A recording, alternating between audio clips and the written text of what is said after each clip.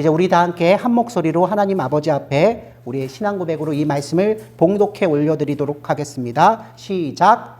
내가 이 두루마리의 예언의 말씀을 듣는 모든 사람에게 증언하노니 만일 누구든지 이것들 외에 더하면 하나님이 그 두루마리에 기록된 재앙들을 그에게 더하실 것이요 만일 누구든지 이 두루마리의 예언의 말씀에서 제하여 버리면 하나님이 이 두루마리에 기록된 생명나무와 및 거룩한 성에 참여함을 제하여 버리시리라. 아멘. 사랑하는 성도 여러분, 성경은 하나님의 말씀에 함부로 손대는 것에 대해서 엄히 경고합니다. 방금 읽으셨죠? 이보다 저와 여러분의 영혼을 파괴하는 일은 없습니다. 우리를 창조하신 그 하나님을 어떻게 그렇게 연약한 인간이 교정할 수 있다고 생각할까요? 이는 너무나도 교만하고 무례한 생각이며 행동입니다. 성도 여러분, 하나님의 말씀인 성경에 함부로 손대는 것은 저와 여러분의 부패하고 타락한 심령을 더욱더 완고하게 만드는 일입니다. 우리 영혼은 하나님을 경외할 때, 그 하나님을 사랑할 때 건강합니다. 이것을 잊지 않으시기를 주님의 이름으로 축원합니다. 영감 어린 하나님의 말씀을 비판하는 그 오만한 태도, 그 건방진 태도는 하나님을 향해 마땅히 가져야 할 성도의 모든 올바른 마음의 자세, 그 사랑의 정서를 파괴시켜 버립니다. 사랑하는 성도 여러분, 교만한 마음으로 성경을 비판해 오던 어떤 사람이 하나님의 크신 사랑, 예수 그리스도의 그 십자가 은혜 때문에 비로소 구주가 필요함을 절실히 깨닫게 되었습니다. 여러분, 시간의 흐름, 인생의 흐름이 우리들에게 선물이에요.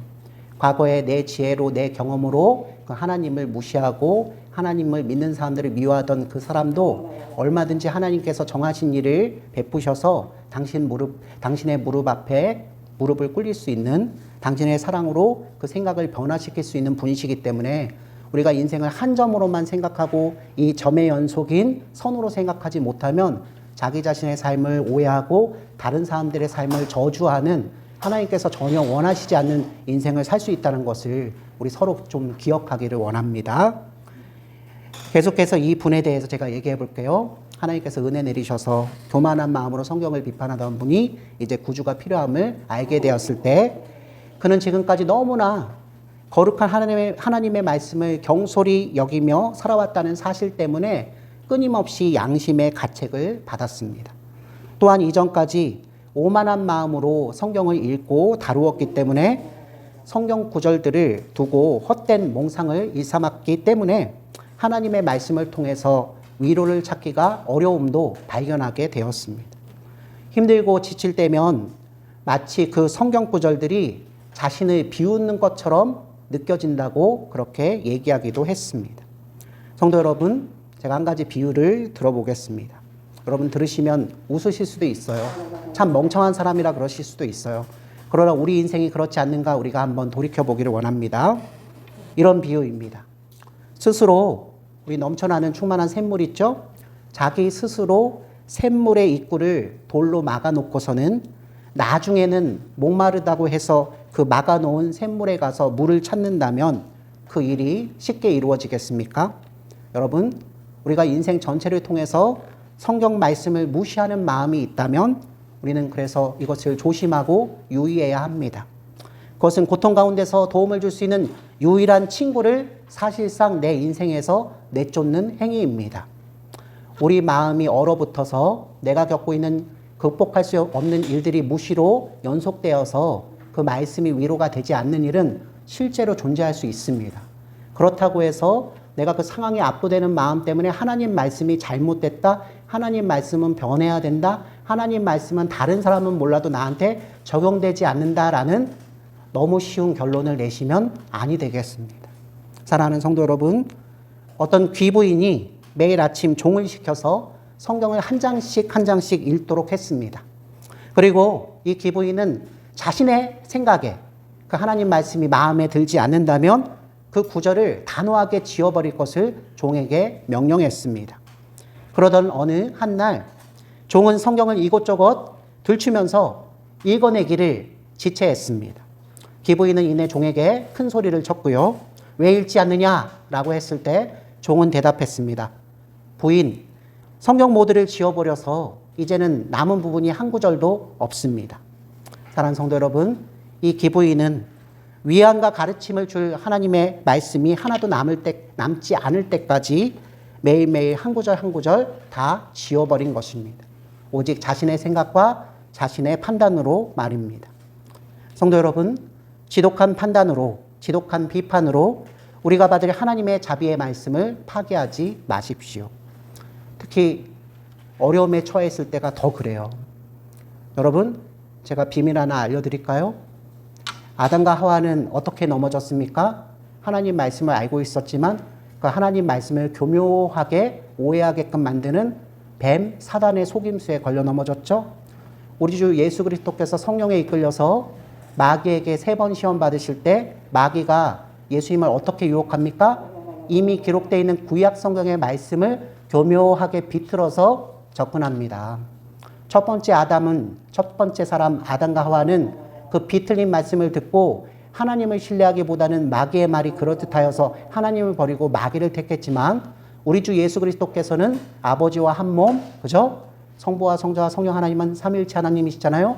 그분과 사실상 한 분이시기에 오직 그의 말씀을 비틀어서 공격하는 그 사단의 그 행위를 말씀으로 이겨내시고 말씀으로 정죄하셨어요. 여러분, 두 번째 사람 되시는 예수님께서 우리의 대표성을 띤 구세주 구원자가 될 수 있다는 것은 이런 의미에서 가장 큰 의미를 가지고 있는 것입니다. 우리 모두 아담과 하와의 후손이지만 두 번째 아담, 완전한 사람이신 그 예수님 안에서 대표성이 그분께 이전되기 시작했습니다. 이게 얼마나 다행인지 모릅니다. 우리가 그럴듯한 봉사, 그럴듯한 신앙생활 여러 가지 행위들을 통해서 구원받는 게 아니라 이미 십자가 위에서 이것을 다 해결하신 그 예수님을 믿는 믿음 때문에 우리가 구원받을 수 있다는 사실을 기억하십시오. 이를 위해서 하나님의 말씀은 66권의 이 말씀은 무시로 수시로 여러분 인생 전체를 통해서 말씀의 해석자인 성령 하나님을 통해서 여러분에게 주어집니다. 때로는 전혀 이해하지 못하는 말씀도 전달될 수도 있고요. 때로는 이해할 수 있는 말씀이지만 그 말씀 때문에 내가 양심의 가책을 너무 크게 받아서 신앙생활하기 어렵다고 호소하실 수도 있으십니다. 하지만 언젠가는 그 약속의 말씀 그 구절들이 반드시 필요한 순간들이 옵니다. 사람들이 그토록 공격하는 성경 구절들이 바로 저와 여러분의 생명의 가장 필수적인 요소임을 알게 될 것입니다. 그러므로 여러분, 값으로 다 따질 수 없는 보화인 이 성경을 끝까지 보호하십시오. 성경의 한 구절, 한 글자, 한 단어도 무시하지 않겠다고 여러분 결심하십시오. 내가 아픈데, 내가 파산 직전인데 그런 게 나에게 무슨 소용이 있는가? 여러분, 욥도 똑같은 질문을 하나님께 던졌습니다. 근데 하나님께서 도리어 네가 그렇게 부정적으로 악하게 생각해서 간접적으로 나에게 비판할 수 있는 그 생각, 그 지혜, 그 능력까지 누가 주었니? 라고 하셨을 때 욥은 한마디도 하지 못했어요. 여러분, 우리는 죽을 것입니다. 아파서도 죽을 것이지만 마음이 상해서도 죽을 거고요. 여러분이 사랑하고 좋아하는 일에 매진하다가 어느 날 죽을 수도 있습니다. 죽기는 정해져 있습니다. 다만 그 죽음의 값어치가 우리 주 예수 그리스도를 통해서 어떻게 천국의 가치로 바뀌고 우리가 부활의 소망을 품은 채로 죽느냐가 문제일 뿐입니다. 저는 그래서 환우 여러분들에게 더욱더 가감없이 하나님의 말씀을 있는 그대로 전달하기를 원합니다. 사탕 효과처럼 위약 효과처럼 여러분들을 순간 위로하지만 천국으로 이끌지 못하는 말씀은 전하기가 싫습니다. 여러분, 정말로 다짐하십시오. 내가 지금 아파하고 나에게 도움이 되지 않는다고 하는 그 성경 말씀조차 내 최후의 순간에 필요한 순간이 온다는 사실을 꼭 기억하시고 절대로 성경 한 구절도 무시하지 않는 저와 여러분들이 되기를 주님의 이름으로 축원합니다. 사랑하는 성도 여러분, 저와 여러분의 영혼은 가장 큰 위험에 처했습니다. 여러분 인생 전체를 통틀어서도 여기 환우복을 입고 계신 여러분들 정말로 큰 위험에 처하셨을 것입니다. 여러분, 이 위험 때문에 여러분 남편이, 여러분 가족들이, 여러분 자녀들이 걱정되고요. 여러분 재산을 어떻게 처분해야 될지 걱정하시겠죠. 그러나 이거보다 더 걱정스러운 것은 내가 과연 우리 주 예수 그리스도의 그 구원하심 때문에 아버지 하나님 앞에 의롭게 설 수 있는가, 그 문제입니다. 30년, 40년 신앙생활 했는데 장로요, 권사요, 직분자로 살아왔는데도 여러분 마음속이 텅 빈 것처럼 하나님 앞에 무엇으로 설까 새롭게 고민하신 분들이 계신데 여전히 정답은 예수 그리스도 산말씀이신 그분이십니다. 사랑하는 성도 여러분, 이런데도 우리는 성경을 향해서 우리도 이해하지 못하고 다른 사람도 오해할 수 있는 그런 질문들만 하면서 살아야겠습니까? 현학적이고 너무나 지식적인, 내가 이것을 알고 있어서 다른 사람보다 월등하다는 것을 다른 사람들한테 드러내며 이것을 권력으로 이용하려고 하는 그런 식으로 하나님 말씀을 이용하시면 절대 안 됩니다. 사랑하는 성도 여러분, 하나님께서는 우리가 이해하지 못할 방식으로 구원의 한 방편 예수 그리스도를 마련해 놓으시고 저와 여러분을 한평생 약 올리시며 그렇게 괴롭히시는 분이 아니십니다. 누군가는 하나님을 이런 의미에서 장난꾸러기, 숨바꼭질하는 아이와 같다고 얘기를 하더라고요. 믿으면 살리라는 이 하나님의 단순하고도 명료한 말씀은 3살짜리 어린아이도 사실 이해할 수 있는 명령입니다. 성도 여러분, 그러므로 성경과 논쟁하는 대신 하나님의 영으로 인도받기를 주님의 이름으로 축원합니다. 이런 사람은 단번에 우리 구주 예수 그리스도 앞에 나올 것입니다. 지각이 있는 수많은 사람들, 그리고 최고의 성품을 가진 사람들이 왜 하필 구세주 예수 그리스도를 신뢰하면서 한평생 사랑과 믿음과 소망 모든 것을 바치는지 그 모습을 보면서 그 사람들은 같은 복을 받을 것입니다. 그리고 그러한 사람들은 보다 가치 있는 삶을 살기 시작할 것입니다. 비록 무화과나무에 무화과나무 열매가 없어도 세상 재물, 세상 영광, 세상 권세는 가면 갈수록 없는데 천국의 기쁨, 천국의 평강이 내게 있기 때문에 내가 있는 곳에서 나와 함께 숨쉬는 모든 사람들에게 하나님의 그 사랑을 전달하는 것이 최우선의 삶의 과제가 될 것입니다. 그들은 예수 그리스도를 향해서 사랑이 자라나는 더 높고 나은 삶의 차원에 단번에 이를 것입니다. 그러므로 여러분, 지금 여기에 있는 우리 모두도 할 수만 있다면 당장 그 길을 따라가기를 주님의 이름으로 축원합니다. 사랑하는 성도 여러분, 어느 시골에 정육점 주인이 있었습니다. 이 정육점 주인은 먼 친척이 죽으면서 자신에게 남긴 상당한 유산이 있었습니다. 이 소식을 듣고 이 사람은 때마침 자르던 그 돼지고기를 내팽겨치고 더러운 작업법을 다 벗어던지고 잘린 고기가 소시지 기계로 들어가는 것을 보기도 전에 서둘러서 그 친척집을 향해서 떠났습니다. 잘한 것이죠? 이렇게 해야 되는 것이죠? 머뭇거릴 이유가 없죠? 여러분, 우리가 이 사람을 비난할 수 있겠습니까? 그가 계속해서 시골 정육점에서 일해야 된다고 생각할 수 있을까요? 우리는 이 이야기에서 믿음이 그의 삶에 어떻게 영향을 미쳤는지를 단번에 볼 수 있습니다. 정육점 주인은 자신이 들은 이야기, 유산이 상속됐다는 것을 믿었습니다. 그리고 망설임 없이 단번에 행동으로 옮겼습니다. 그 더러운 옷을 벗고 돼지고기를 자르는 행위를 다 던지고 길을 떠난 것이죠. 분별 있는 사람이라면 누구든지 그렇게 할 것입니다. 복된 소식, 예수 그리스도의 소식을 듣고 그분을 붙들기 위해서 여러분 단번에 여러분 인생을 거시는 여러분이 되시길 주님의 이름으로 축원합니다. 사랑하는 성도 여러분, 하나님께서는 한 메시지를 우리 사람에게, 인류에게 보내셨습니다. 그것은 바로 구원의 복된 소식을 전하는 메시지입니다. 여러분이 그 메시지를 믿는다면 그는 자신에게 선포된 하나님의 복을 받아들이는 것입니다. 그리고 그는 그것을 서둘러 붙잡을 것입니다. 또 그가 정말로 그 메시지를 믿는다면 그는 자기가 가진 모든 것을, 모든 힘을 단번에 우리 주 예수 그리스도께 바쳐드리며 그분을 취할 것입니다. 현재 머무르던 제약된 방식에서도 완전히 떠나서 완전한 축복을 누리는 저 거룩한 천성, 하나님의 나라, 천국을 향한 그 여행에 동참하며 출발할 것입니다. 여러분은 이 여행을 시작하셨습니까? 우리 주 예수 그리스도를 만나며 마음이 뜨거워졌던 그때 이미 출발하셨습니다.